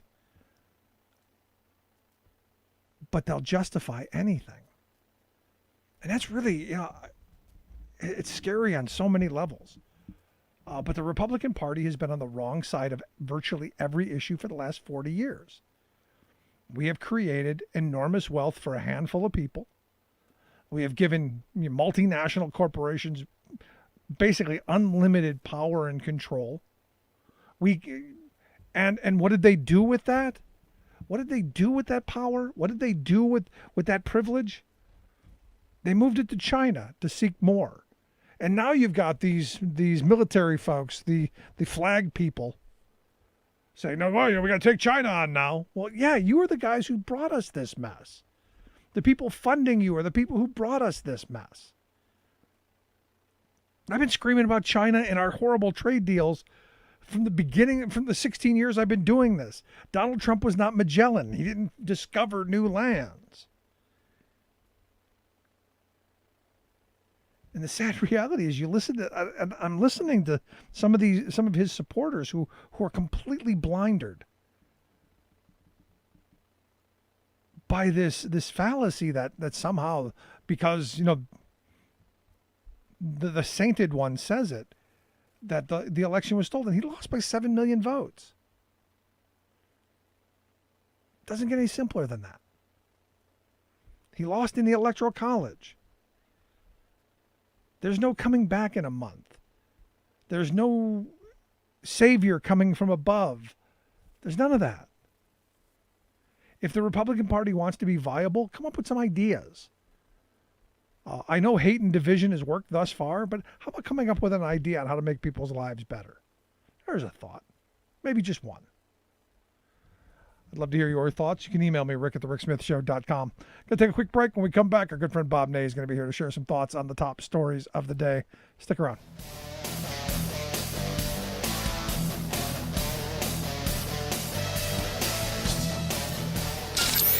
Waving the flag of freedom for people, not corporations.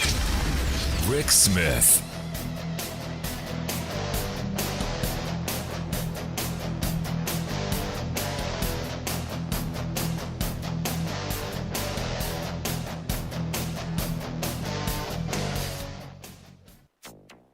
Colonial Pipeline delivers nearly half of all the diesel and gasoline to the East Coast, and it's delivering it to the Northeast, which is the least energy independent part of the entire country. America's largest pipeline system shut down by major cyber attack. Air pollution from farms kills thousands of Americans every year, new study finds.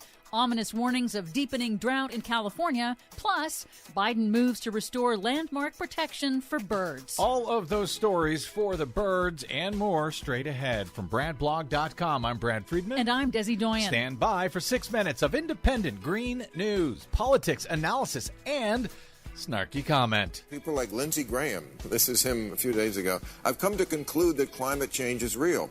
Well, welcome to 1990, Lindsey. This is your Green News Report. Pull up a beanbag chair. Okay, Desi Doyen, when I saw this cyber attack on the Colonial Pipeline, I was trying to think, what did we cover them recently?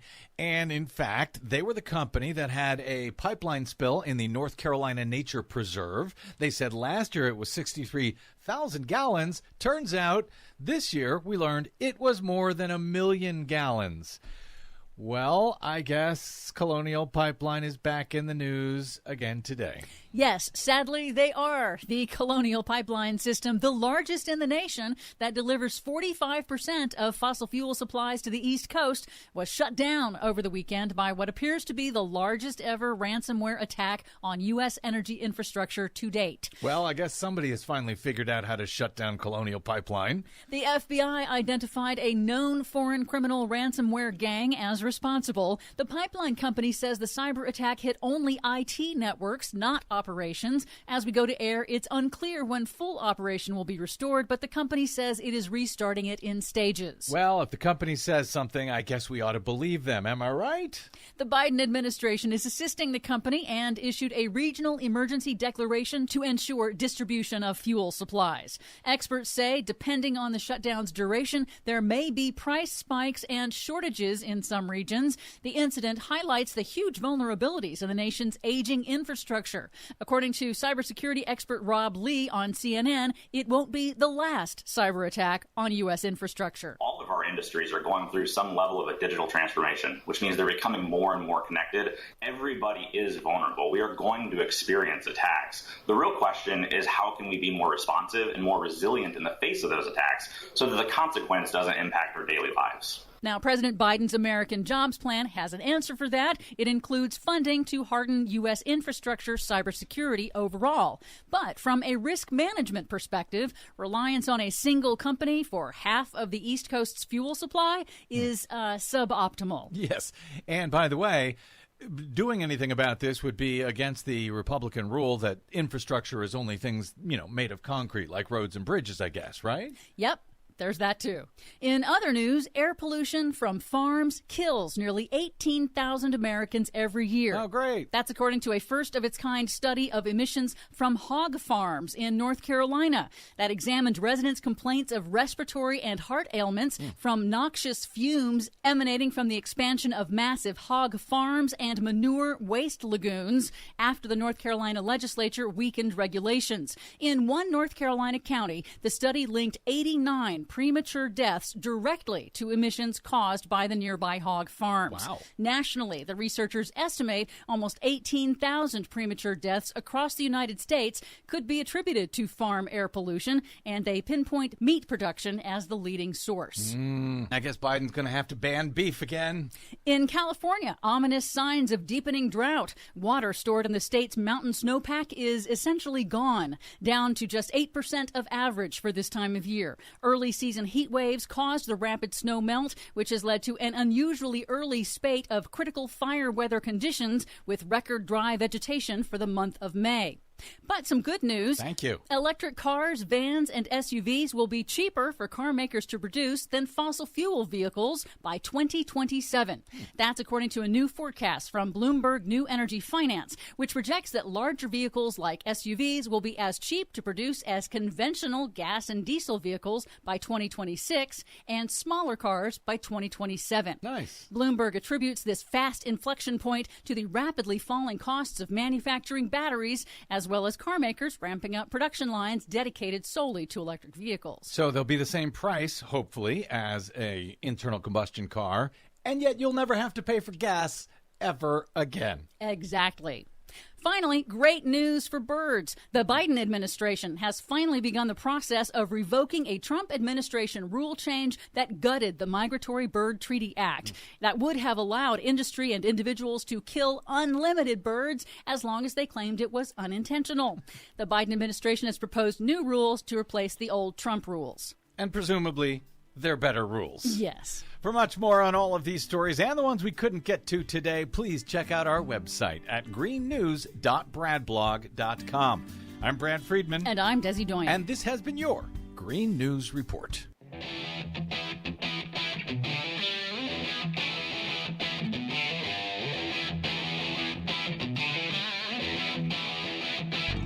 Welcome back to the Rick Smith Show. Now, here is Rick Smith.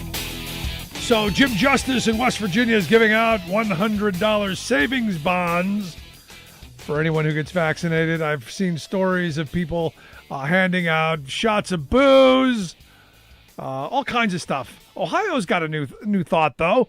Evidently, Ohio's going the lottery way. Evidently, 2 weeks from, I guess it's actually tonight. 2 weeks from tonight, May 26th. There is going to be a lottery drawing. And if you've been vaccinated, you have a chance to win $1 million. And that will happen each of the 5 weeks after that, I guess. So get your vaccines, shot at $1 million. I think it's really bizarre that we have to have these things to get people to do what's in their own best interest.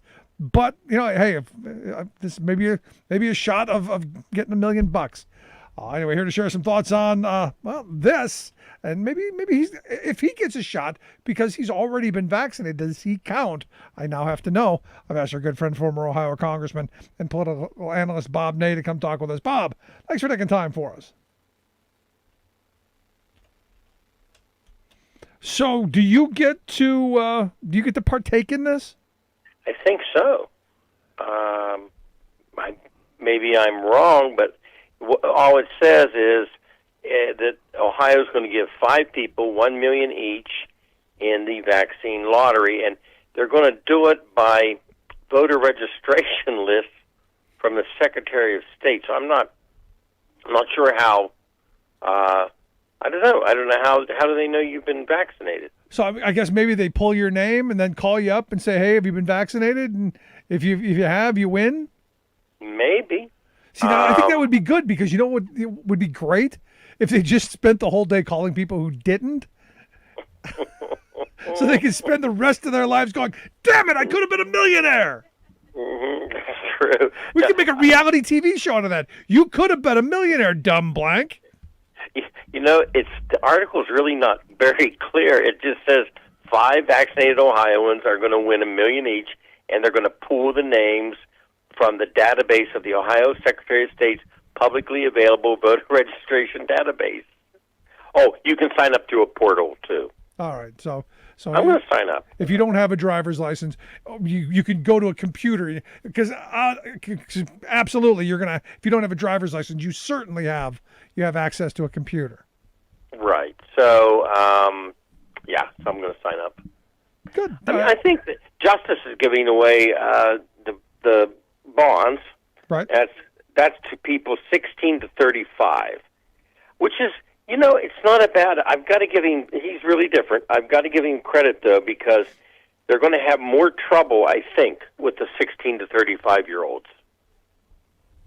See, I would think older people were more. I think we're more willing to get it. See, I would have thought the 35 to 55 range. Mm-hmm. The Gen Xers, my generation, we seem to be the big problem. And then the people who are just on the brink of the younger baby boomers, I think those are the real problems. Basically, everybody who was there on January 6th. Right. That's the problem right there. That's the problem demographic. Wow, interesting. I think that the tricks though and the gimmicks. I think that's okay to promote it. I really do. So you're on board with it? Whatever works, you know? I just can't believe that you need to do that. Well, yes, you do. It's America. Yeah. Yes, you do. But is it going to help? I mean, is it really, honestly, truthfully, would $100 savings bond, which is worth about $50 because you got to wait like 10 years for it to mature, is that really going to change your mind? I was against it, and then this $100 savings bond just dropped into my lap. No, but I think the lottery is I think that's going to hook a few people in. A chance at $1 million, maybe. Yeah, well, I mean, we've turned our pension system into a lottery. Most working people don't have access to pensions, and they go and they spend their $5 or $6 every day on the lottery, hoping they'll end up with a pension at the end of the road. So hey, why not your health too? We were just talking about that. My brother-in-law started at 16 years old. And retired from Wheeling Pittsburgh Steel, and I think the pension's $300. Jeez. We just were talking about that Sunday. About I was just kind of telling him about how the unions used to come out. We used to have those talks all the time about why can't companies guarantee things? They guarantee golden parachutes. Yeah, no, absolutely. I've been having these conversations with people who still haven't figured out the pension stuff yet. And, right. A couple of the contracts that our union has with employers, they still have defined benefit pensions. And trying to explain that to someone today, completely foreign concept. It is. Mm-hmm.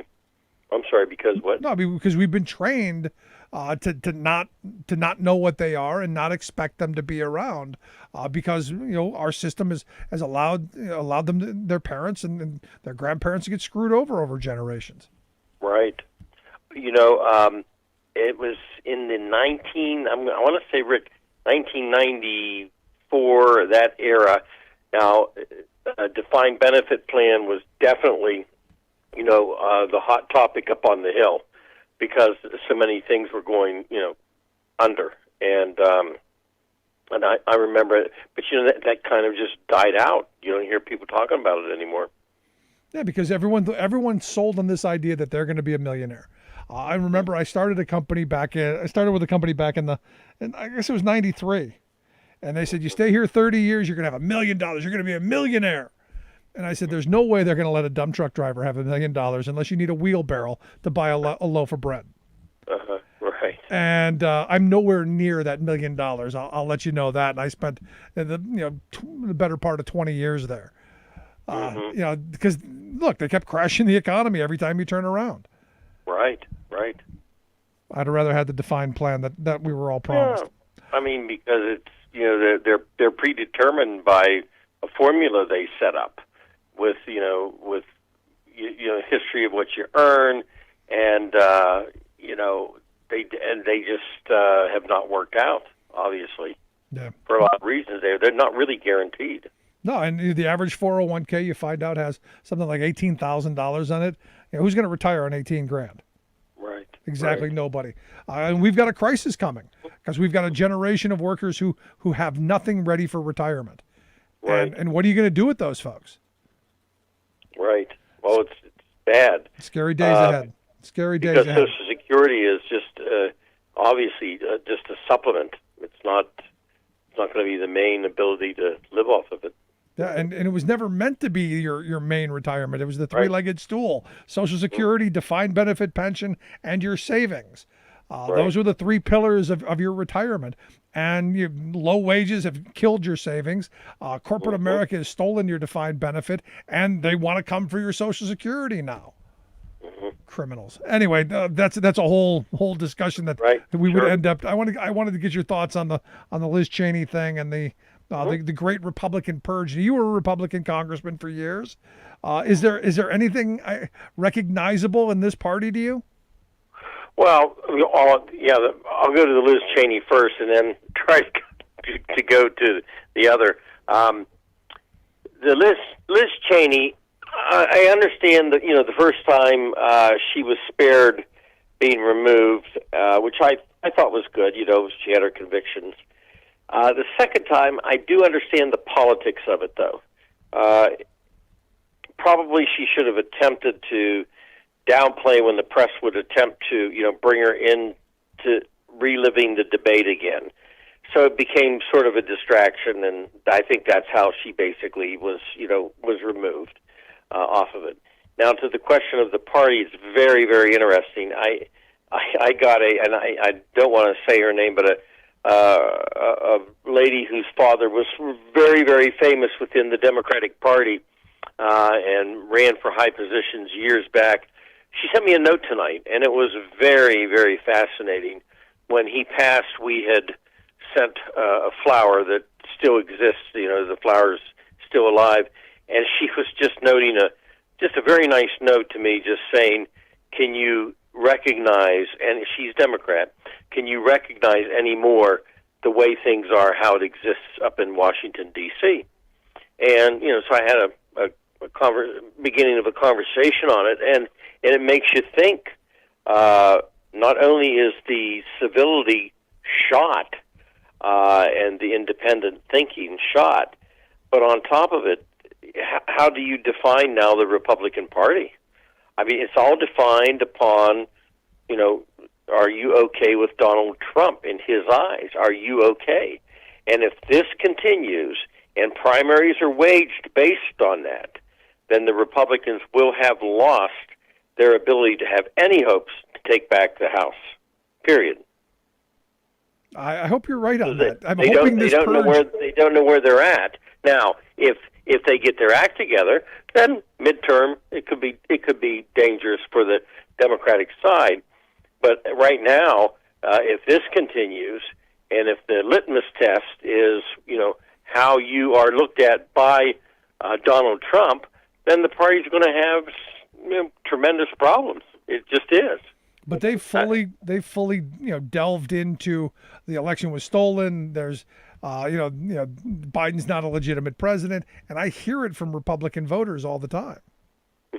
Well, they have to get past that. I mean, they absolutely. I know there was people that wrote a letter about President Biden today, and former military leaders, etc., saying that he wasn't legitimate. And I just.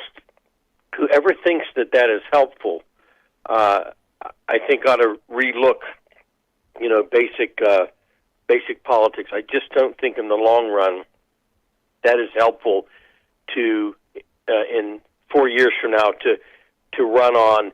It was the stolen election. Right, but here's the thing, Bob. I don't think they care about that. I don't think that's their aim in this. I think their aim is to keep us really super polarized, to inflame the base into who knows what kind of craziness. Because there was no real call to action politically. It was all about keeping people angry and riled up. And for their gain. I mean, I look at somebody like Boykins and his affiliation with the crazy theocratic group that the Family Research Council, and it's all about money for them. I look at Poindexter, another one, a Reagan throwback. What's he throwing his name into this for? Well, true. That's true. And it is about money, a lot of it. And they'll create PACs that will employ people. They'll create institutes that will employ people, and they'll use the money to travel and everything else under the sun.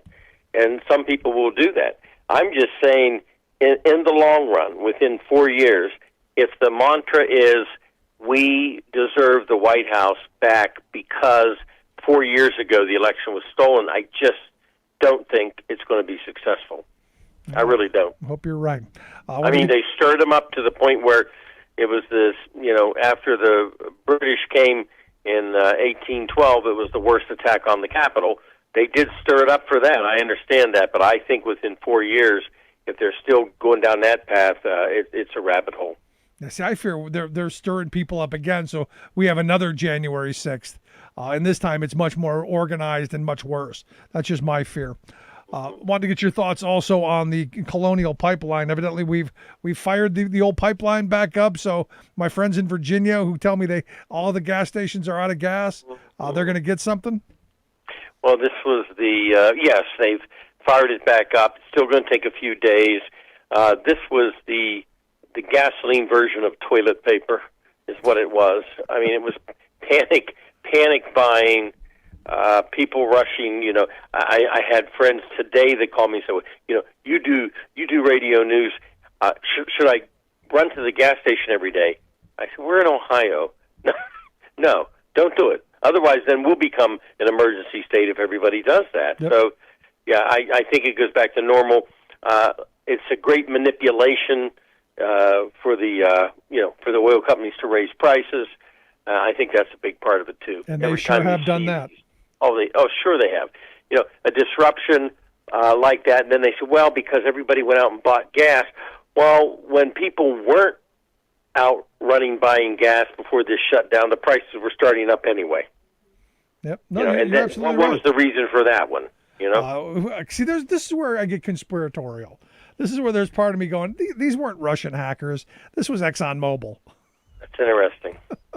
I'm not entirely serious, so you don't take that to heart. But it seems fortuitous for them to have these things happen because they seem to make nothing but money when bad things happen to us. Well, and they use it, to their purpose. It's like a couple of years ago when Saudi Arabia had the mysterious 2 bombs, which I will argue Saudi Arabia blew their own places up over there to blame it on the Iranians. Because they wanted to stir that plot so that we would go to war. All of a sudden, when there was 2 explosions that didn't take out, the oil companies over there, but there were 2. All of a sudden, prices were going to go up again. Yeah. Why? Because they can. Manipulation. Yep. Sure. It's all because they money. can. And people make money in the stock market off of it too. Oh yeah, there's tons of money to make it, and all the speculation that goes on the oil that isn't even here yet. It's insane and crazy. And finally, the most important story of the day: Ellen DeGeneres is giving up her talk show after 19 years. Do you care? Yeah, I liked her talk show. Did you? I thought it was. She did nice things. Gave money away. I mean, I know the controversy, at the end there, but she gave money away. Who doesn't like giving money away? Yeah. Now, see, we should tie that to the. We could tie that to the shots. If you get the shots, you get tickets to her show before it ends. All right, there you go. Mm-hmm. Maybe you tell Ellen to do that, or maybe you get to host her show once she's done. Now, I do like the game show she has too. I watched that. She has a game show? Oh yeah, my dad watches it. That's the only reason I found out. My dad's going to be 98. The only reason I found out about the game show is because my dad watches it. Huh. They play these games, and if you don't answer, you're ejected down this this tube. Or they're really good. You got to watch it. It's pretty hilarious. I guess I'm missing out. You are. What I thought was a joke is now informational. Oh, it's there you true. go. I'll learn something new every day. But Bob, I appreciate the time, man. Thank you, Rick. Good stuff. Our good friend Bob Ney.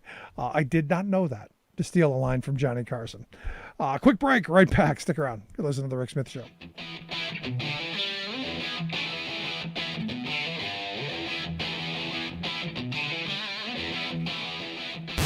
Saving work in America, one show at a time.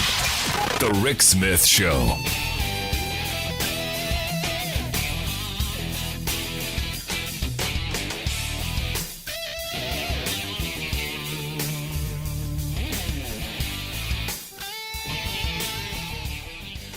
I'm Rick Smith, and this is Labor History in 2. On this day in labor history, the year was 1856. Workers of Melbourne, Australia, marched to celebrate a victory in the campaign to win the 8-hour workday. At the time, it was common to work as long as 12 or 14-hour days. A gold rush had brought a building boom to Melbourne. This meant long, tough work days for workers in the building trades. Frustrated by the working conditions, trade laborers began to mobilize for a shorter workday. That March, stonemasons working on public works projects, including Melbourne University, walked off the job. They wanted a reduction in their workday from 10 hours to 8. They won the 8-hour day at the same wages they had earned for the longer day. 8 hours became the standard for trade labor. From the masons, it spread to the carpenters, bricklayers, painters, and other skilled trade workers. To celebrate the masons' victory, a march was planned on the outskirts of Melbourne. The festivities included games, speeches, and even fireworks. For the celebration, a banner reading 8 hours labor, 8 hours recreation, 8 hours rest declared the message of the movement. The Triple Eights became a symbol for labor. The next year, another 8-hour procession was held on April 21st. The march became an annual tradition for labor for the next 95 years. In 1879, the day was declared a public holiday. The march reached its peak before World War I. Thousands gathered to cheer the procession of the 8-hour men. From the United States to Australia and to many places in between, the campaign for the 8-hour workday showed the power of working people. Labor History in 2 brought to you by the Illinois Labor History Society and The Rick Smith Show. For more information, go to laborhistoryin2.com.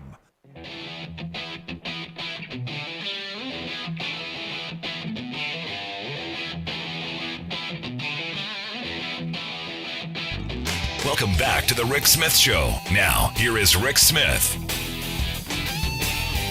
I gotta tell you, I feel a little cheated here in Pennsylvania. I didn't get a prize. I got 2 vaccine shots. I got 2 of them. Nothing. Not even a sticker. I didn't even get a funny looking Band-Aid. Nothing. No Snoopy Band-Aid. Nothing. No chance to win $1 million. Not even a crummy shot of alcohol. Nothing. Is it a good idea? Is it a good idea to have a lottery for $1 million? I think some people find it interesting. If 5 people get it, yeah, good for them. There was this story in Arizona that caught my attention. Sun City West, Arizona. Yes, there is a Sun City West.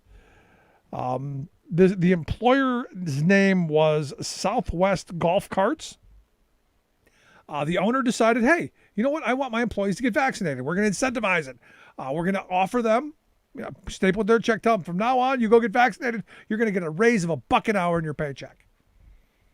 That sounds like something you go, hey, that's sticking around. That's worth it. There were people who were mad because they don't want to get vaccinated. And you go, excuse me, you don't have to get it. You can forego the $1 an hour raise. You don't have to take it. Or better yet, you could probably go somewhere else because the employer has decided, you know what? It's safer and it's better for me as an employer to have people who are protecting themselves. I mean, health insurance costs and all. You get one person who gets hospitalized from COVID, that could really take a shot at your health insurance. So it seems to me like a smart business. We'll pay you to go do it. We'll give you time off to go do it. We'll give you a raise to go do it. A couple of the employees not thrilled. And I say, look, there's nothing wrong here. If the employer wants to give you more, I'm okay with that. And there's a way for you to go get it. Go get the shot. That simple. I don't know why we need to have these incentives. I don't know why we need to go to these extra measures. But I guess for some we do. And now, sadly, I feel cheated. If someone wants to send me a $100 savings bond, I'd love to have it. Anyway, if you missed any of today's program, thericksmithshow.com. That's where you go to get the podcast, the Rick Smith Show app on the smartphone. Take the program on the go wherever you're going. As always, you can email me, rick@thericksmithshow.com. Thanks so much for tuning in. We'll see you back here next time.